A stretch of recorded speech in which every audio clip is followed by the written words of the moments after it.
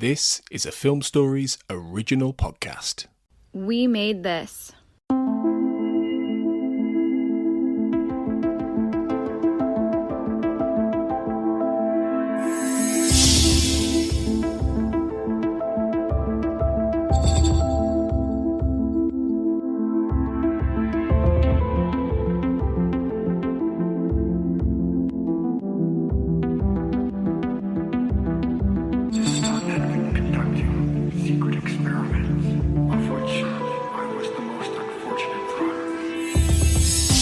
Hello everyone, and welcome to the X-Cast. The truth is in here. I am your host Kurt North, and today we are here to talk about what some consider a controversial subject. We are here to talk specifically about Mulder and Scully's relationship and how people view it differently. In an earlier episode, the shippers were out in force, but now we are going to be concentrating on the No-Romo side of the argument. Joining me on this platonic journey are two fellow X-Cast patrons. First up, Marlene Stemme. How are you, Marlene? I'm doing well, Kurt. How are you? I'm really well. I'm looking really forward to this episode. I hope you are. I am very much so. Also joining us is Jenn Ferguson. Hello, Jen. How are you? I'm good, thank you, Kurt. How are you? I'm good. Are we all looking forward to this excellent platonic journey? Always. I think you and Marlene are probably looking forward to it slightly more than I am, but that will all become clear as we go along. So we are going to talk about the Mulder and Scully relationship and dynamic. So this should be a lot of fun for us to get involved in. It's going to be interesting to see people's points of views on this, and hopefully it will spark a conversation on the Facebook basement and Twitter and the like. So this should be a really good episode to really get our teeth into, shouldn't it, really? Yeah. It should. I think it'll be unique. Good. That's what I like to be, a bit unique. Yeah. Yes. Right, okay, so in terms, just as a starting off point, in terms of the Mulder and Scully relationship, Marlene, what do you see yourself as? What do you kind of label yourself as in regards to their dynamic, in relation to shippers, non-shippers, or do you class yourself as something different? I've thought of myself for 23 years as definitely not a shipper. And recently during the Podwatch, actually, I believe Zach Moore and Sarah Blair covered Quagmire, and Zach Moore called himself a platonic shipper, or a shipper for their platonic relationship. And I thought, well, that's a good description of what I would be, because I'm very interested in their relationship and the dynamics, but I'm almost anti-shipper sometimes. So I just can't get myself to a point of being a shipper. And so platonic shipper really addresses me, I think. Jen, where do you fly your flag? I have planted my flag firmly on Mount Shipper. I'm a hardcore shipper, have been from season 1 25 years ago. So being a shipper is probably what attracted me to the show, and it's what kept me interested in it for 25 years. So Mulder and Scully's non-platonic relationship is what really drives my interest in the X-Files, as well as everything else. But I am through and through definitely a shipper. Right, okay. So you're going to have fun on this one then? Yeah. Why did you suggest coming on to this one again? I was drawn to it like a moth to a flame. Like as soon as I saw that we were going to do a No-Romo's podcast, I was so intrigued that there were still No-Romos left in this world that I wanted to be a part of it, just to kind of hear what you folks had to say, and just kind of, I guess, to sort of say, how, why, how is this even possible? Just to kind of, I'm just sort of here as an interested observer and representing what I hope might be a majority of X-File fans who have figured out that shipper is really where you need to be. So I'm just kind of here as an interested party to what is happening. So, yeah, I didn't expect to be allowed to come on here, to be honest. And I could not have been more delighted that I was, because I just think this is interesting. I love having conversations with people who have a different perspective to mine. You speak of No-Romos there. I'm just curious to see how both of you perceive that term. So, Marlene, in your eyes, where do you think, or what do you think No-Romo means? Well, I remember it as being an older term. It's not one that I've heard in years. I had, when I was watching The X-Files and I started watching in college, all of my friends and I were sort of independently but yet together of the same mind about it, but we didn't have any kind of terminology for it. And then I would see on the internet the No-Romo terms, and then, as time went by, I always heard shipper and read shipper comments, but I didn't hear the term No-Romo used all of that much. And I think it can apply to a variety of things. I think some people just don't have as much interest in Mulder and Scully, in their personal dynamic, and so they're more interested maybe in the mythology aspects of the show or the paranormal aspects of the show. And I'm certainly interested in that as well. But as I said at the outset, I'm really interested sort of most in their dynamic and the back and forth of their sort of philosophical, battle between them and whatnot.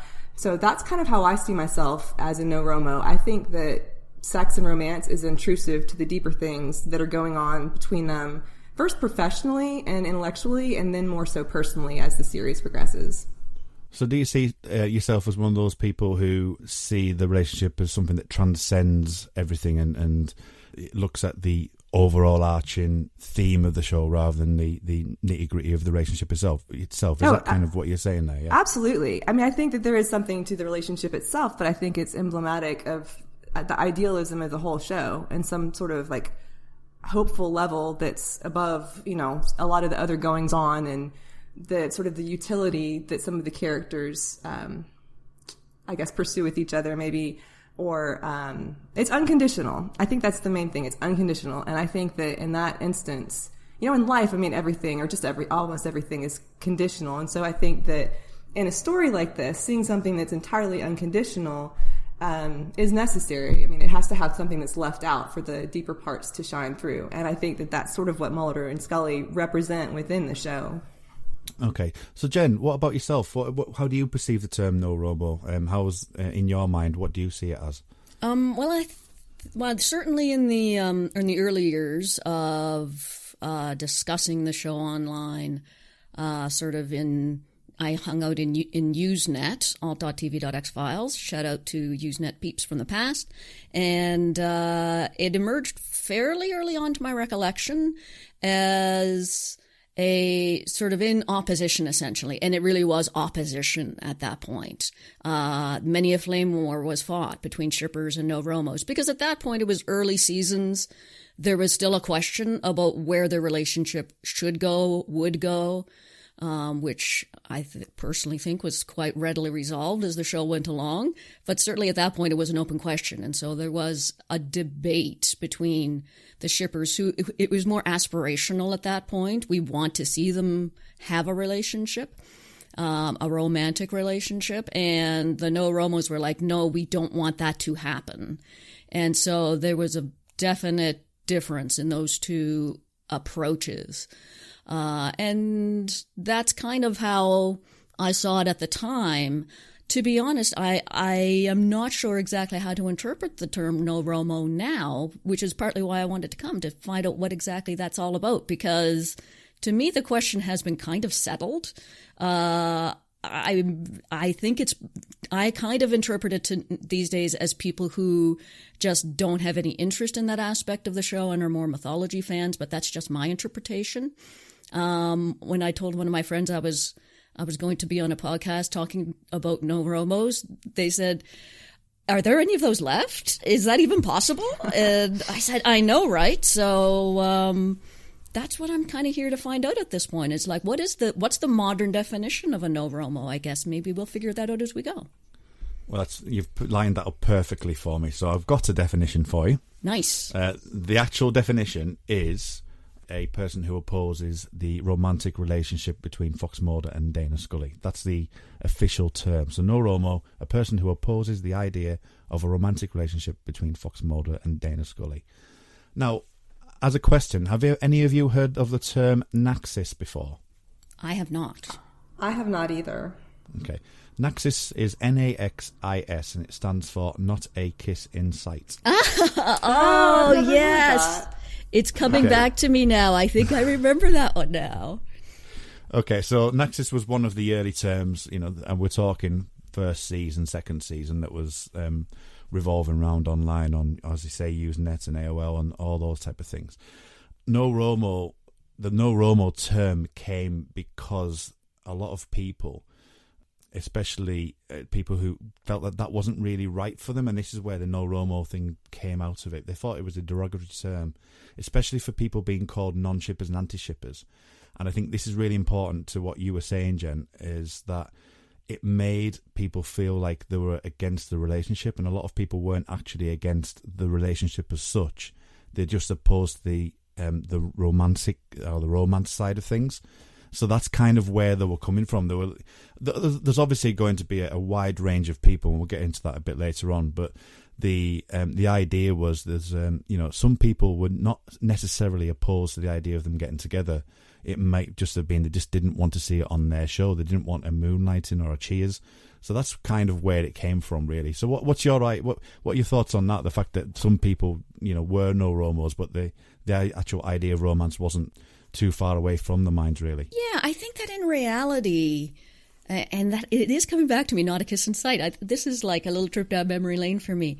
I think in reality, a lot of shippers and a lot of Naxis,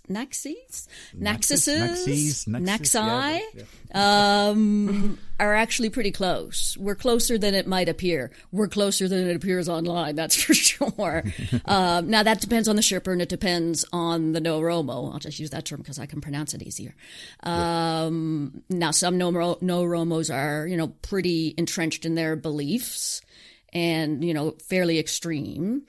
And in the sense that I don't even want there to be a romantic relationship. It doesn't belong on the show. They don't have a romantic relationship. Their relationship actually is platonic. And then you might have some fairly extreme shippers who basically are very emphatic on the physical relationship, the sexual relationship, the sexuality of the show is sort of key to their idea of being a shipper. And then there's, people like me who, sexuality is definitely part of the relationship, but it's also about romance and romantic love. And I think that my idea of romantic love and No-Romo's idea of their friendships in many cases is not as far apart as the labels that we put on ourselves sometimes might indicate. Yeah, I mean, I think labels is a really important point because there is, as we get into further into the wider aspects of this, we find that there will be a lot of subtext or groups within like the No-Romo movement or the shipper movement. In the shipper movement, which could be seen on either side, you get the people who are finny shippers, who are people who don't necessarily want the romance to be on the show, but they want them to end up together. Right. So and No-Romos could be seen from that point of view as well. I mean, I don't know what you think, Marlene, on that sort of thought. Yeah, I was thinking about Clara Cook's podcast that she did for the episode This, and I don't want to misquote her, but I think that was sort of her perspective in terms of not needing to see that Mulder and Scully are sort of unique in whatever their relationship is, and that we don't necessarily have to have a window into everything that's going on between them. And I agree with that. I think like part of my stance is it's a privacy issue. It's kind of, even though they're TV characters and we're viewers, it's kind of none of our business. I mean, they've been developed in a way that is sort of deep, and you have the sense that they each have individual minds, and thoughts and so forth that extend beyond the show. And I don't know that we're supposed to be privy to that. And I agree with what Jen is saying about some of the perspectives being closer than what you might find online, or closer if you're just looking at labels.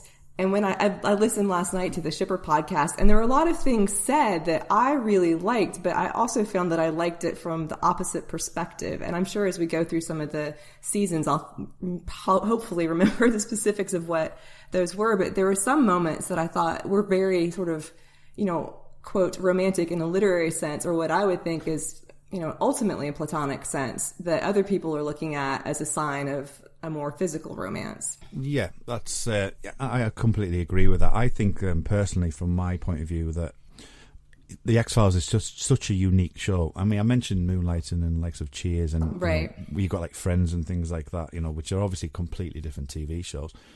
But you do get episodes, for example, in Fringe, when you get into Fringe, where they get together, and and X-Files never did that, and I actually respect it a lot more because it doesn't go down that route, and that's one of my sort of No-Romo side of things where I kind of come into. I am very much a mythology type person, and I'm here for the story. But I do appreciate the fact that, you know, you've got this element of it's private, it's off screen. I don't need to see it. I'm more about the story than anything else, and that's kind of where I'm coming from. I would also add, like, I prefer to think that that's not part of it. Although I've softened a little bit as Mulder and Scully get older. I think it's a little bit different, and that they are more grown, you know, possibly in that way. I was adamantly against it, like, I guess in the original show, like for the same sorts of reasons. But no, I agree. I think the main thing for the story to continue is that it just doesn't become the dramatic element of it. Because we are talking about the early seasons, I'm just going to digress just a little bit. The playfulness within the social media. I don't want to talk too much about the Jalovnis or something else I'm going to talk about in a second. Online, how do you view that? So, you know, for example, if I put this out there with Jen knows that I often lightfully troll the foul one, as people call him. You sure do. You like any mention. Like, I don't know how you do it. Do you have like a Twitter alert set up or something? Because any mention of Deana Foley and Kurt is in there just needling auto us. Response. Yeah. But as I say, I mean, I obviously I do it a lot of the time just for a bit of jest, a bit of fun, and a lot of people do that. Do you have, while you've been online, whether it be during AOL, during Usenet, or even like modern day, do you have any sort of ideas or stories or things that have maybe happened where you've enjoyed that kind of camaraderie and playfulness or online? Speaking for myself, I tend to find online people are a little bit more entrenched in their positions, generally speaking. I mean, you and I can kind of joke back and forth, Kurt, and we know we're both joking, and it's fine, and neither of us are taking it like super seriously, but it seems like it's hard to find that kind of interaction online with someone that disagrees with you. Maybe they do disagree with you, and they're just not being, like, you know, super explicit about it. It seems like in my interaction online, either you have like people that are friendly with you and tend not to disagree with you strenuously, or you get people that do disagree with you strenuously and aren't especially friendly to you. It's hard to find someone that's both of those things, and that's kind of the nature of just online communication. It's certainly no reflection of the X-Files fandom. That's just, it's fandoms in general, to be honest. Fandoms tend to have people who are very passionate about their beliefs, and it's just the nature of internet communication. It's more polarized, I think, for sure. Thinking back to the early days, I've come across a few No-Romo websites. They're difficult to come across, as you can imagine. You have to delve into the depths of the dark web to find it. But I did find a couple, and there's a girl called Brianna who was quite heavily involved in the early years of the X-Files fandom. And it's interesting that a lot of No-Romos at the time, some have really large opinions and strong opinions against things, and others, and I would class myself as this until recently, really, who would just sit back and just get frustrated occasionally at you're looking at the way that shippers are, and, you know, the blushing over Mulder or doing whatever, and you're sitting there going, I just want to talk about the story. Right. But so we weren't as vocal as a group of people on the web as it was then. But I have picked up some quotes, and this was from a No-Romo website, and it says as follows: No-Romos need support. We are the underdogs of the X-Files, and it's nice to support you, fellow No-Romos. We deserve recognition. The only reason we aren't getting this is we're not standing up and demanding it. Shippers, as we all know, are very good at standing up at demanding things, many things. Look at the movie in season 6. Us No-Romos are generally not a demanding bunch. So if it's easier for you, think of it as a gentle persuasion. And there's easy things you can do to support other No-Romos. So you can add your No-Romo identity on your signature, for example, at the bottom of your signature whenever you're going to sign, you know, when you do message boards and things like that. Join No-Romo websites, all that type of thing. So there was, like, at this point, there was obviously a push to try and at least get recognition for those people. Just curious to see what you both think about that. Let's start with Marlene on this one. I don't know. I think that's kind of It's sort of funny. It sounds like a therapy website almost, a support group, which I personally understand. Although in my life, I've had a lot of like individual friends in life that either were of the same opinion or people that I had started watching the show and then talked to them and they kind of, agreed to some degree with me. So I felt, that personal support, I guess. There have been a few times when I thought that I might personally be in psychotherapy from something that happened in some seasons of the show. I liked, what was it that you said, the quiet or gentle, what was the gentle push or the gentle... Think of it as gentle persuasion. Gentle persuasion. I really like that term. I like that term because I think it kind of suits the relationship that we're discussing in a way as well, kind of like a gentleness to it. And then I also think that, there's some shippers that are definitely very vocal, whether or not they're the majority of shippers. They kind of, I guess, color the perception of that so that some discussions can't even be had, I would say. I know in a lot of the rewatches in which I've participated going into the revival seasons, some of the comments are very funny and I appreciate those, but the ones that are just like you mentioned from that website, they're just ogling, or that's all the comments are about is like sex or, something that you could discuss with regard to anything. It doesn't have to be the X-Files. That, to me, it gets tiresome. So I think I appreciate the idea of having a support website, and I think it's funny. What do you think, Jen? How do you feel? We were injured souls back then. Oh. How do you? We weren't well loved. What look what you did to us. We do have Chris Carter on our side, though. Yeah, we do have Chris Carter. You just had the whole show supporting you.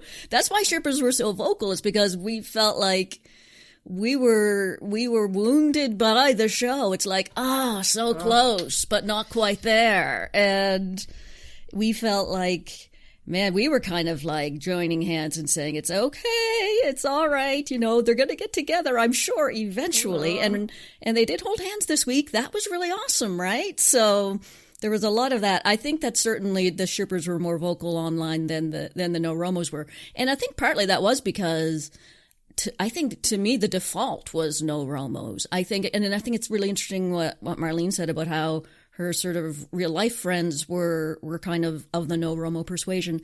I suspect that's probably true. I don't know this for a fact, but I wouldn't be surprised if the majority of real life viewers of the X-Files, I'm sure there was a lot of No-Romos, if not the majority, certainly early on and maybe even today.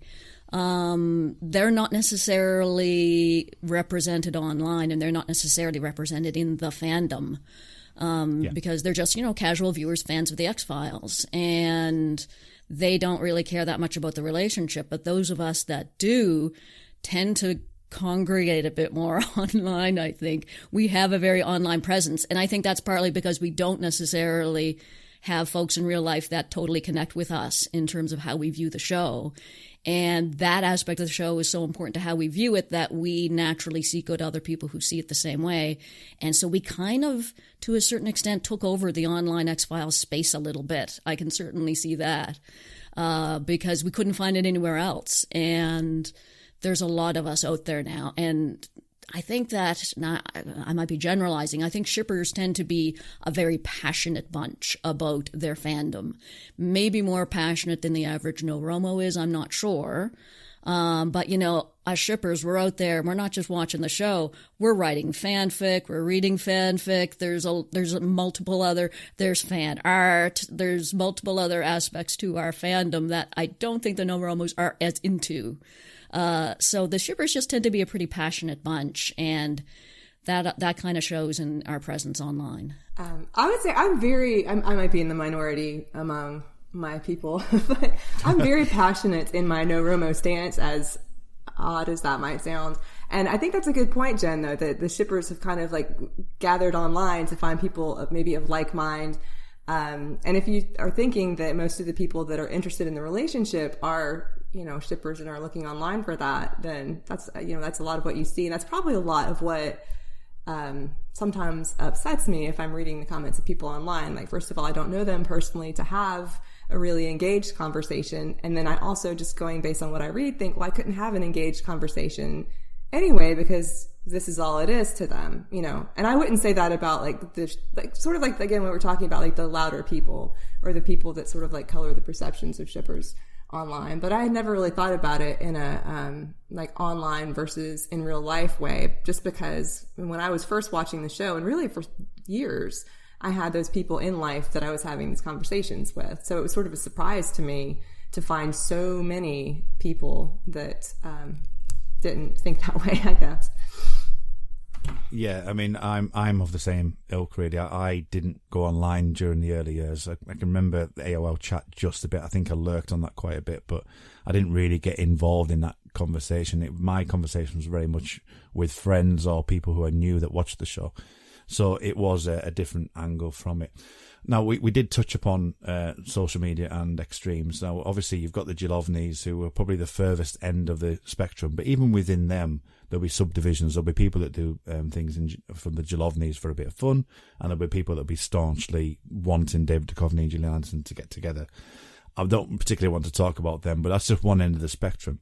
The other end of the spectrum was, especially earlier on, this is another term earlier on in the show's run, was mashio. Have you ever heard the term mashio? I don't think so. I don't think I have. Okay, so it's MASHEO, and it stands for Mulder and Scully hate each other. Okay, I've heard that. I've heard that, but with regard to... I don't know. I guess like just early speculation on, you know, like on-set things that got blown out of proportion or whatever. I don't even know. Who knows, you know, what was going on with that. It just seemed like a sensationalization, you know. But I've heard it more with that, with regard to the people than the characters. Yeah. I think that, as I was saying with the Jilovnis, I think with Mashio, there was a bit of playfulness in there. Which is what I'm going to go into now. I've picked out a few quotes. And the reason why I've done it this way is I think there's underlying on a couple of these ones as we go through them. Some of them I just want a quick one-word or one-sentence answer really on them, and see what you think about them. But there's some that actually have an underlying theme or an underlying thought behind it, which I think needs to be delved into deeper. So I'm just going to run through some of these comments that were made online during the course of the show. So... from season 1, Jersey Devil, this was by someone called Callie X-File, and it says, "How about Scully's line from the Jersey Devil, 'Keep her up, Mulder, and I'll hurt you like a beast woman'? Sure, they laughed it off, but I think it was genuine threat. She really meant it." So that was from season 1. Pusher, and these two are my favourites, and I'm sure Tony will love these ones, is Seventh Wave, and it's, "When Mulder is walking through the hospital looking for Muldell, he has a gun showing his point of view. When he swings the camera around and sees Muldell with a gun on him, Scully jumps out of the van in which she's watching the scene unfold, not to come to his rescue, but to get there first because she wants to be the one to shoot him. She can't let Muldell have all the fun." That's bizarre. That's bizarre. The interpretation, I think. And then you've got another one on the same show. Same episode. "Scully gets mad during the Russian roulette scene because there wasn't a bullet loaded when Mulder shot himself." This is awful. What if Mulder and Scully hate each other? It just goes to show you can, if you're determined enough, you can find evidence to back up just about any point of view. You can twist anything any way you want. I mean, I guess I don't. This is probably not even related to that particular term. I think that, you know, I mean, I see that their relationship and interactions ebbed and flowed, and they went through periods of, you know, tension. And I would say not sexual tension, because I think that just, you know, occludes whatever else was going on. But to think of it that way. But I mean, I think they had periods of time when they were and weren't getting along, but they still looked after each other, you know. Yeah. So the hate part, I don't get it, but I guess that's fun for someone. Yeah, I mean, it certainly was.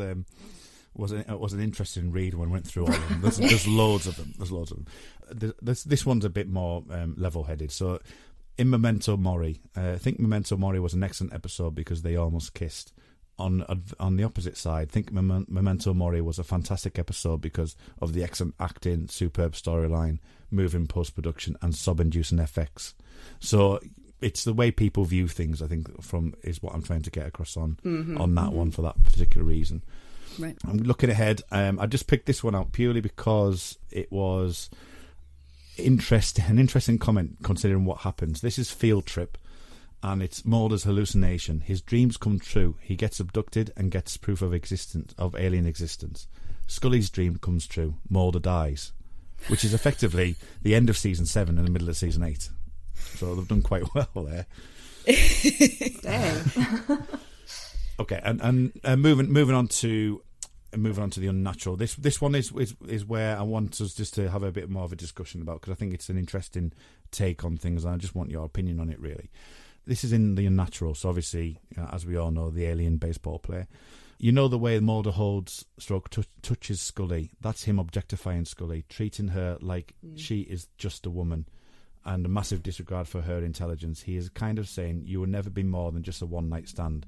Now, forgetting the one-night stand section, there has become themes, feminists have discussed this before, that I've seen and heard, that Mulder does tend to objectify her, or they aren't good for each other. What are your opinions on that, Marlene?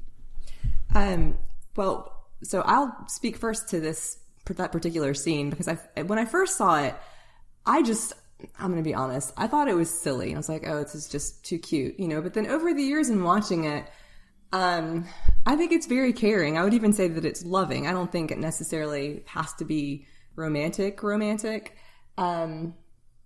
I can see that there were like phases and evolutions within, their relationship. But I really think that it was Mulder, like, it's supposed to be this funny gift, right? But I think it was Mulder just like behaving in a way that's, like a moment out of time. It's kind of like they don't have that type of relationship, but he's giving her that moment, And so I don't think it's objectifying at all. I don't really care for the hips beforehand and all of that, but it's playful. I've gotten over it. And I think it's like just sort of like a lovely moment between them now, like sort of a moment out of the, I guess, like the chaos of their work and their everyday lives. And I think that that's something that, in life, or in a sort of like a quote unquote normal couple, you would hope that one person would do for the other. And I think that they don't have that, but it's an aspect of that type of relationship that he's trying to provide for her. Yeah, I think the overall term, obviously we're looking at particularly that particular episode there and that particular moment, but I have seen things like arguments saying the likes of in Squeeze when he takes the cross off a necklace and things like that, where there's like an inappropriateness of that, and there has been those elements, the way that shippers can see one thing one way, but on the flip side people can see it a different way. I'm just wondering if you've ever thought that, have you ever come across that before, or what your general thoughts are on that? I don't think that he does really at all. I think that's part of the refreshing nature of their relationship. And he's no saint, as we know, but I think he's a good man. And I think that they have whatever it is that they have in their rapport. Like the necklace scene that you are mentioning, it's kind of almost like he's grooming her. He's kind of looking out for her. I don't take it as him, like trying to feel her up or anything like that, I think it's really, really unfortunate that people look to see that. As much as I don't look to see that it's, sort of a stereotypical romance, I really don't see that it's him objectifying her or her him on the other side of things. Yeah. I think he's he's more physical and he's touchier than she is. And I really think part of that is sort of the little bit of gender flipping that Chris Carter and Glenn Morgan and Jim Long and the other writers did, early on in the show, that has, persisted through most of it, that he's kind of the more open and maybe affectionate's not the right word, but this is a little bit of a tangent, but I had a discussion with a friend about Beyond the Sea one time, or many times, but in one of the discussions that we had, we noticed that Mulder sort of uses his physicality to comfort her in that episode. And it's not in a sexual way at all. It's more just like in a close, friendly, what I would call platonic way, even though that was earlier on in their relationship. Like, he's very close to her, but it's not threatening, and it's not in a way that is taking away anything from her. So, there's certainly things that he's done and, his behaviors, in the show that I haven't liked, but I think that's just, with like what you would have with anyone. But overall, I think he's like very respectful of her as a person and as someone that he trusts, and respects her like intellectually as well. And I don't mean that in a dry way, but sort of like her mind, you know, and who she really is. So I don't see that objectification. Yeah, I mean, I personally don't myself. I just thought it was an interesting comment that was made that I've heard a few times from various different outlets, and I thought it was worth mentioning. What do you think, Jen? Marlene and I agree on this one for sure. This is one of those examples where we're probably closer than it might appear on the surface. I think that it's way off base to try to make an argument that Mulder objectifies Scully. My perspective is, yes, there is a sexual attraction between them, but that does not equate objectification, and he certainly never treats her that way, in my opinion. I think he's attracted to her, and he's not obvious about that, but you can certainly see it, in my opinion. But that's not the same thing as objectifying someone. So I think it's definitely reaching. I think, again, it's like the quote you read us about trying to prove that Mulder and Scully hate each other. It's like, if you want to prove something and you try hard enough, you can find something to try to back up your argument. Yeah, it's all about how you want to see it.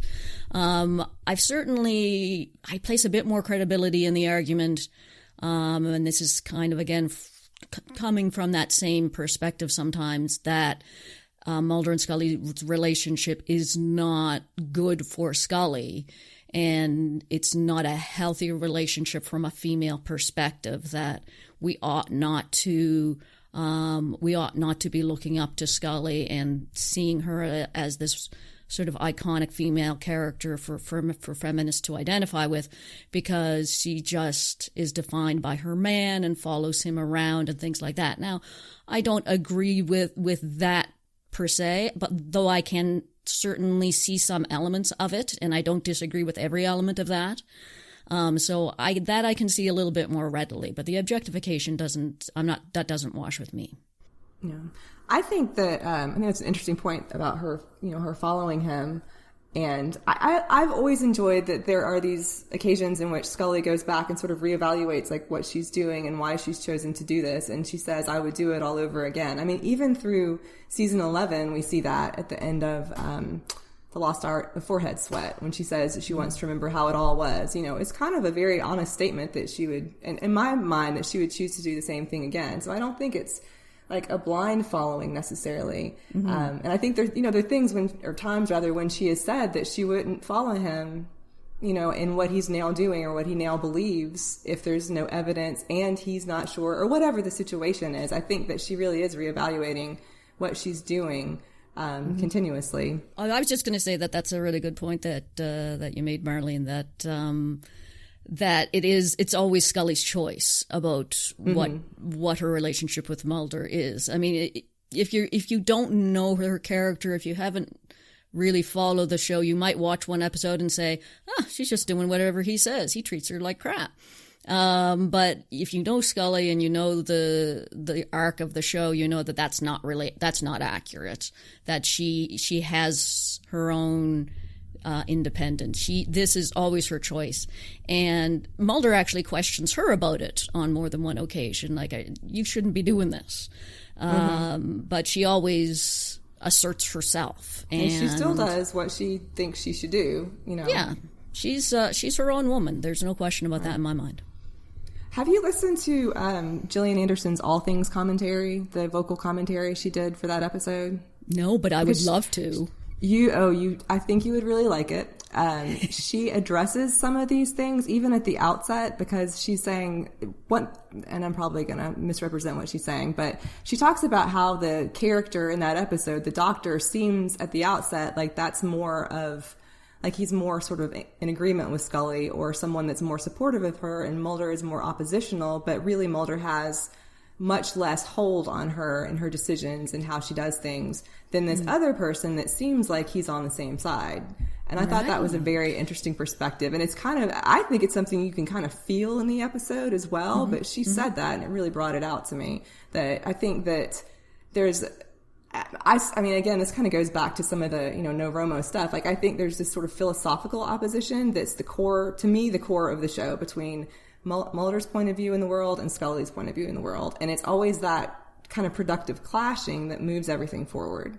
And I wonder if some people see that because, Mulder is, I guess like Mulder is proven to be right more often than Scully, or it's more striking if Scully is right. And so I think that I'm wondering, I guess, if maybe that's part of why people see Scully as following him, or as like inferior, that she's being portrayed as inferior, because I don't see it at all. I think she's an advocate for that viewpoint, and it's presented equally strongly, whether or not, it works out in her favor or not. But I'm just wondering if that's part of it.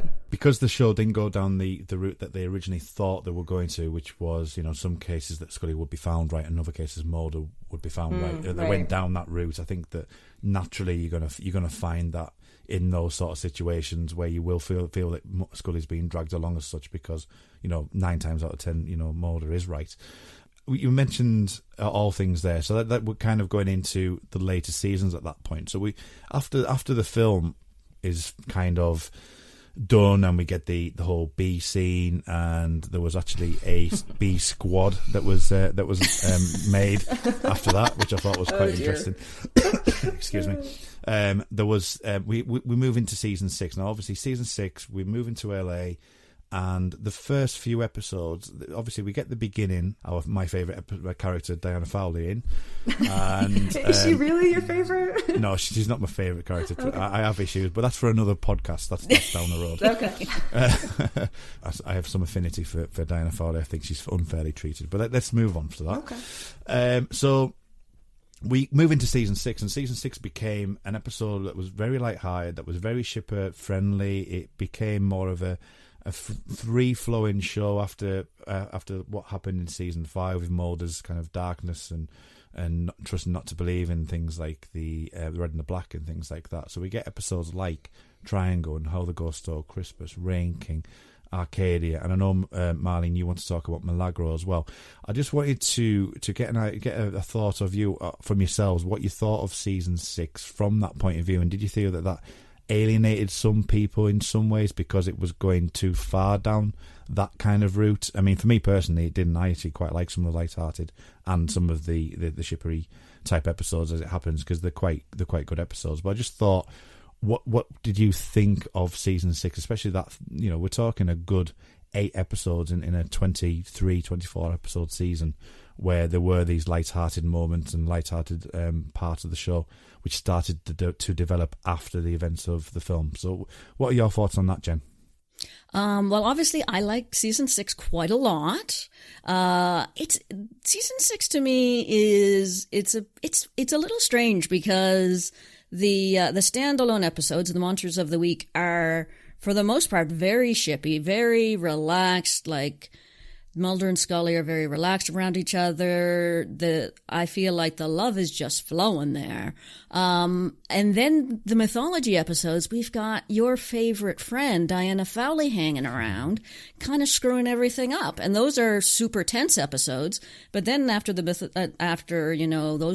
we get like Two Fathers, One Son out of the way, then we can go back to some fun, chill episodes when everybody's happy again. So it's a bit of a funny season in that respect. If we ignore the sort of standard mythology episodes, it's a super shippy season.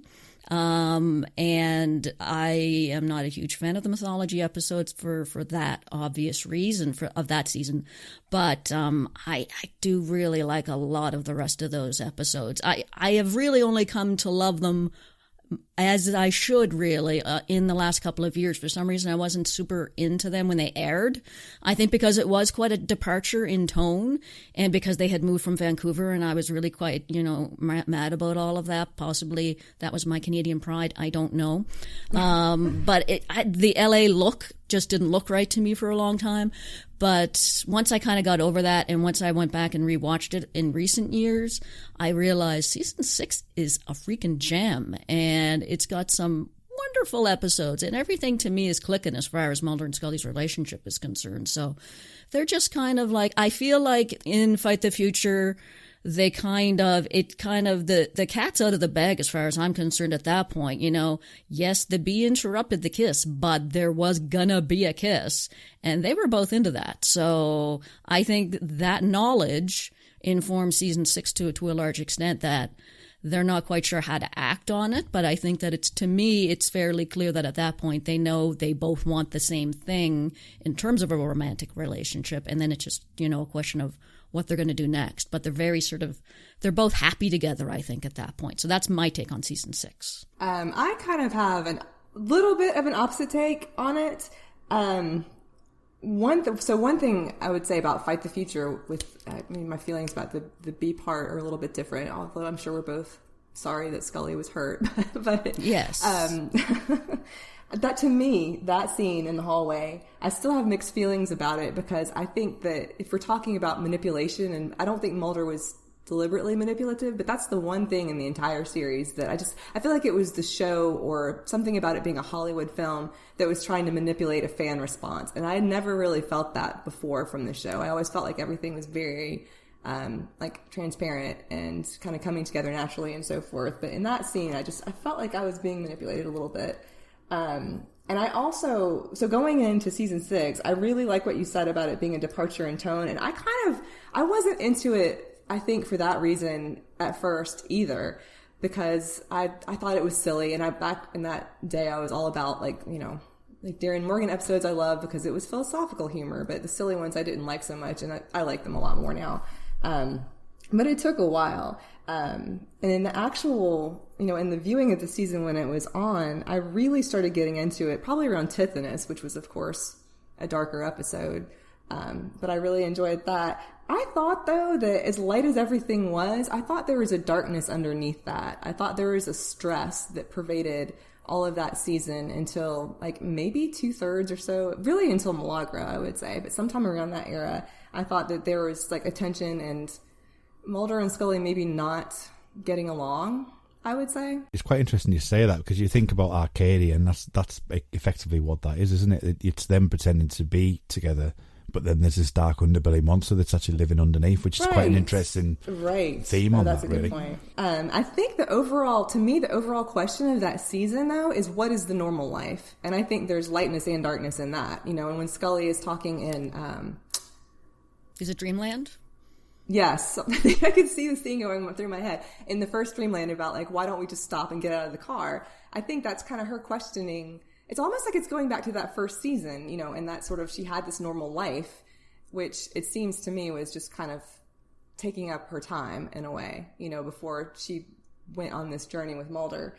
But I think that season 6 is kind of a reevaluation of what is a normal life? What's a normal life for them individually? What's a normal life just in general in the world, and what would be a normal life between the two of them, and so you see all of these comical expressions of it, but I think there's this sense, there's probably a sense of loss, but I definitely think there's a sense of something that's a little bit not meant to be about it.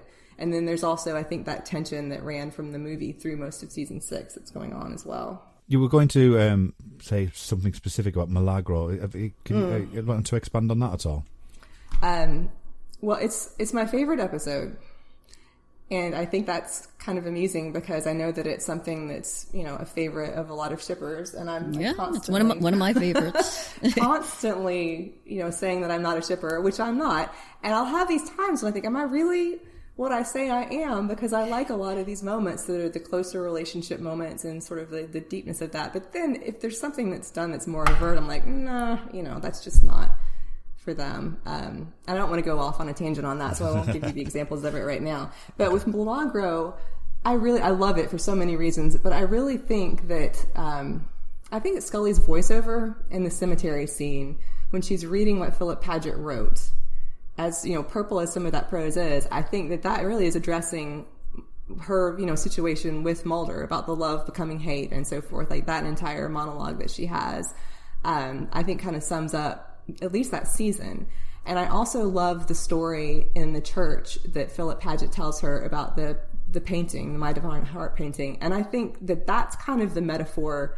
It's sort of the spiritual metaphor of the X-Files, through Mulder and Scully, at least. So that's another thing that I really like when he talks about her heart being so full of charity and so forth. And there's nothing, I don't think that that's romantic. I just think that that's sort of the higher nature of their relationship. And so I read all of these things that, the writers were saying at the time. And there was one, I'll try to make this quick. There's one from John Scheiben that says that's what the main character, Philip Paget, wants, talking about love. And that's what Scully sort of wants, and maybe doesn't know it, but realizes through this man, Philip Paget, that she might already have. She might have the perfect love, and that love doesn't have to be sexual in marriage and relationship. There are other kinds of love that are just as fulfilling. I thought that was a very interesting take, and not one we see that often on TV anymore. And so that, that's part of the story. It's still a great, creepy story around that, and very literary story around that.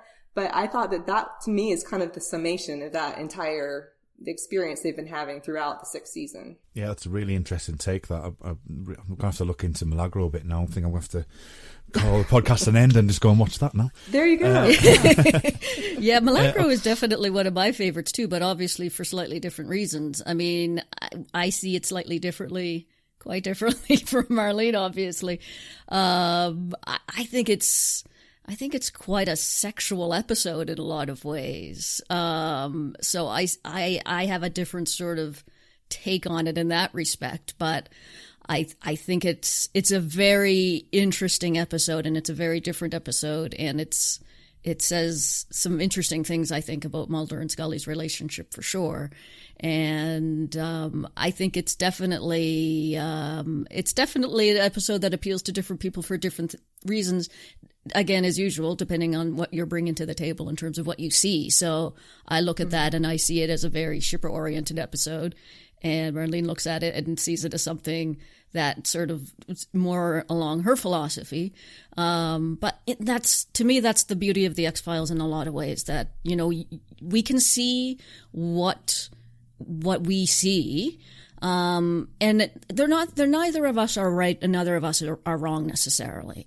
It's a lot of it is what you're bringing to the table in terms of your life experience, in terms of your personal philosophy, and in the case of shippers and No-Romos, what your opinion is about interpersonal relationships and romance and sexuality, and what those mean in the context of a relationship, and how those influence relationships. So that's my long answer to what I think about Milagro. Okay. So we'll skip over sort of looking into season 6, season 7. Then we get to season 8, and obviously Mulder's gone after the event of Requiem. And one of the things I particularly like about season 8, I think that season 7 struggled with it was starting to wane a bit. People weren't as invested in the show as it was in previous seasons. Season 7 does have some outstanding episodes, and likes of Closure and Silent Night for me especially. I think they're fantastic episodes. But what I really like about season 8 is that because Mulder has gone, the story is driven forward, and his being absent, I think, really helps reinvigorate the show with bringing in Doggett and having him as the absent centre. Now, obviously, there is the element of Scully trying to find Mulder and trying to get her back. I just was curious to see what you both thought about season 8 as a whole from that kind of dynamic, from the Mulder and Scully dynamic. Oh, I'm not the the best person to go into a detailed analysis of season 8. I got through it the first time. I've watched it since. There are a few episodes I go back and I will rewatch and think about and so forth. I think Gillian Anderson did a great job. I think that there are things in terms of the relationship, in terms of the whole season, I guess, if you look at the structure and the arcs, and that's a whole other thing. But in terms of the relationship, I think that there was a lot more that they could have done with it that would have been more in keeping with them as characters. This is kind of my cynical opinion, is that when David Duchovny left, they really pushed the Mulder and Scully, the more, I'm going to call it, gender typical aspects of their relationship. And I really don't mean that in a, a feminist way or any sort of gender studies way. Just what I would see is, Scully, the woman that's crying all the time and, missing Mulder. And I don't know, it didn't strike me as the same sort of connection in any way as what they had before. And it seems like they were sort of pushed into that. And there was a lot of the, when Mulder came back, I thought there were multiple opportunities to kind of bring it back, and that it didn't work. I think in the end, in the last episode in existence, and I know a lot of shippers like that, but which is maybe why I don't. I think it just really didn't work. And I was one of those that was sort of waiting for this moment when they reconnect, and I was like, but that is not what I really thought was their true connection. And there are aspects of it now of that final scene that I guess I appreciate in retrospect, or I've, made peace with. But I just really thought that was kind of pushed together, and then you'd have Scully, from what I remember, they have discussions about a Lamaze class, and then Mulder's going and doing the fun things and running around with Dog. And I was like, where is the part where they were discussing ideas? All of those things that I loved about them earlier didn't really happen as much. And there was just a level of drama to it that seemed more like a soap opera. And I didn't care for that aspect of it. I am full of strong opinions about season 8 because when I first watched it, I hated every second of it. Because as a shipper, what was there for me to watch if Mulder and Scully aren't together? And by the time he came back, I was just mad about the whole situation. And so I didn't even care anymore at that point. So hated it with a passion, hated it for many years. And I finally brought myself to rewatch it, largely based on the encouragement of ex-cast folks like Darren Mooney and our good host today, Kurt, that season 8 is a good season. Don't get it mixed up with season 9, which maybe not so great, but season 8's actually a good season of the X-Files. And I'm like, really? Have I missed a good season of the X-Files? I should probably watch this again. So I've rewatched it in the last couple of months, and I mean, compared with how I felt before, I'm probably like a huge fan of season 8 now because I could see things in it that I couldn't see before. I mean, Gillian Anderson alone makes it an amazing season because she she just shines the whole time. And once I let go of my rage towards Doggett is, you're not my Mulder. Once I got over that, I realized he's actually a pretty fun guy too, and pretty cool guy and pretty good character. So I'm over all of my hatred now. I could see it with clearer eyes, and I could see, like, even as a shipper, there were things for me to enjoy. Certainly, within and without I put down as very shippy episodes for me, because even though Mulder's not in them for the most, essentially, there is still to me that sense of love and longing from Scully as much as you'd see when they were together. So I think that the sense of their relationship is still strong throughout season 8, even while Mulder is absent. I mean, to me, that's like evidence of how amazing their relationship is, that it's still interesting to watch even when one of them is actually absent. I do agree that the latter part of the season when Mulder comes back is not as strong in a lot of ways. I feel like, I think Marlene nailed it, that they just didn't have the same kind of interaction for the most part that they used to. And it seemed like, I got the impression the show was trying to, keep them apart more than it should, just to kind of, we don't want everyone to fall back in love with Mulder and Scully because they're not going to be around next season. So I feel like they were trying to make us not love them as much as we should. But of course, in existence at the very end of the season, to me, it kind of at that point is like, okay, shippers, here you go, everything you've wanted. And to me, that final scene is, to me, pretty the clearest evidence we're ever going to get about the nature of Mulder and Scully's relationship, especially because it's in the context of what is the truth. Because they're talking about, fearing the possibilities about William, and Mulder says that amazing line, the truth we both know. And then they kiss, and that is a romantic kiss. No one can convince me otherwise. And it basically, the truth to me, as revealed in that scene, is the love between Mulder and Scully. That's the truth at the heart of the X-Files. And the power of their love is a lot about what the X-Files is about. That is my take as a shipper. Because this is one of the things that I agree and disagree in equal measure with. I would say, because I think I have an email from back in the day, that the power of the love of those two people is stronger than the other things going on, in the show. But I just think it is in a totally different way. So to me, that last part, the kiss was very unsettling, and I don't because it just struck me the wrong way. And I think that, I just don't like the domesticity of it. It's like, okay, the truth is this loving relationship, and now we're just going to settle down. And I just don't think that that's their place in life. I think their place is on a mission, and that's the context of that relationship, regardless of what the relationship is. So to me, it was like giving up. It's like, this is a total cop-out of an ending, in my opinion. Looking back at it, when Mulder says the truth, we both know, I think that he's making a choice. And I guess I think this in light of the things that we've sort of seen since then, and like about the, questions about the paternity of William. Like, I don't particularly think that it matters that it's his biological child or not. And I think that's kind of like what he was saying then, like he made that choice. And so to me, that's very interesting and it's meaningful. But then the rest of it, I just didn't, I didn't care for. I wish that they could have played up the mental connection more in season 8. And I think that Jen was kind of getting to some of that and talking about within and without. But we saw in season 6 at the end, and then some in season 7, that kind of almost mind melding experience that they had where they would, Mulder would be aware of her presence and whatnot.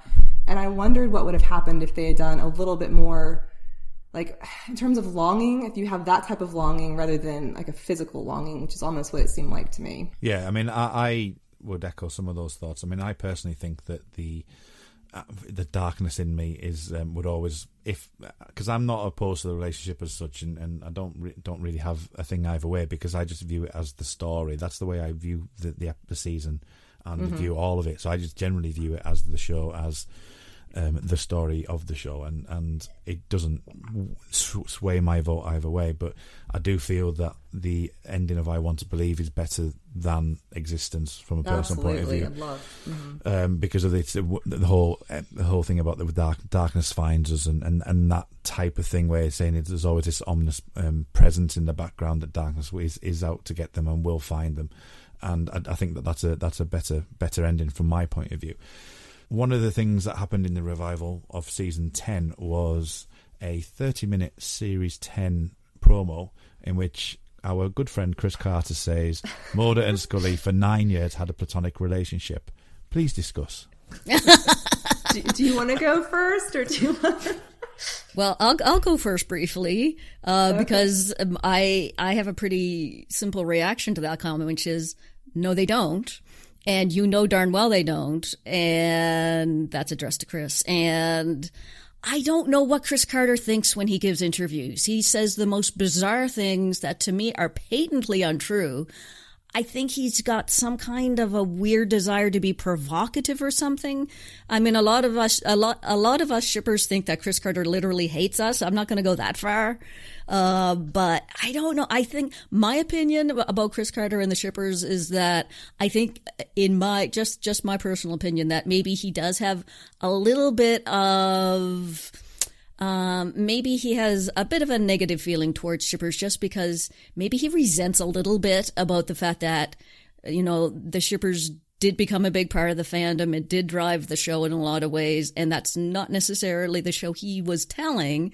He wanted to be, more like the way Kurt looks at the show where, but what about my precious mythology? And we were like, yeah, but did they kiss? And I think he maybe got a little tired of hearing that kind of stuff, and maybe I feel like he trolls us sometimes. I feel like I don't think he's a cruel and hateful man, as some might say, but I think he maybe just likes to prod and poke us. So I just flatly ignore that. I think it's patently untrue, and I think he was just trolling the shippers. That's my opinion. I agree. I think he has a combative sort of, sometimes, I think it's a playful combative nature sometimes in interviews and in his regard to shippers maybe, or just in general with some fans. I also think some of it is like a little bit of a lack of being detail driven in terms of saying like they had a platonic relationship for 9 years. I don't think he's going to go back in and like weigh in on the caveats of when and when not and that type of thing. But I think he's a romantic, but I think he sees the nature of that romance as being intellectual and being platonic. And I remember one of the interviews that he did for I Want to Believe, he talked about it being a marriage of true minds. And that was before I Want to Believe, when they were clearly romantically together. They're sort of in that, phase of what I see as their ongoing, relationship and its twists and turns and, evolutions and so forth. I don't know. I mean, I think that he's a unique, at least in the TV landscape, has been a unique thinker in that way. And I agree that like the overall underlying nature of the relationship is platonic. And so I think a lot of people jumped on this whole like making fun of platonic bandwagon without really looking at what that word means and how he, either was using it or could have used it if he weren't being a little bit of a troll about it, because I think that it's not necessarily the absence of love, it's just the absence of a sexual love. And I think that's probably what he was trying to do in the show, towards the beginning. And like, to Jen's point, maybe the shippers wanted him to derail from that a little bit more than what he wanted to do.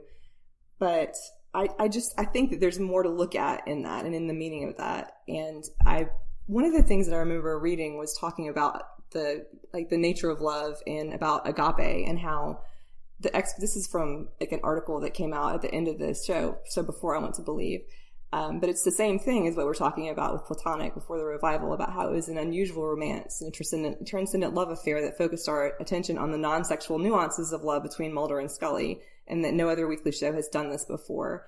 And it's just like a commitment to a common goal was the idea of it. This is all from an article, and it's actually in the Christian Science Monitor that somebody sent me at the end of the show that was talking about like the romance that's an intense appreciation and understanding of another person. And I think that that's kind of what his ideal was. And I don't know that he's looking at how it's manifest maybe a little bit differently at different times. So I think he got maybe a tiny bit of due flack for the platonic comment, but a lot of undue flack as well. Okay, so we are coming to the end of the time now. Is there anything final that you both want to say at all? I loved season 11 for the most part. I mean, I certainly have some, little moments of exception to that.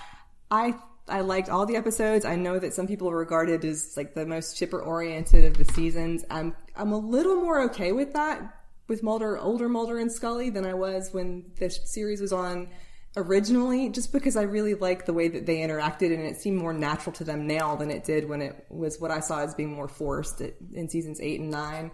But I like more of the understatedness.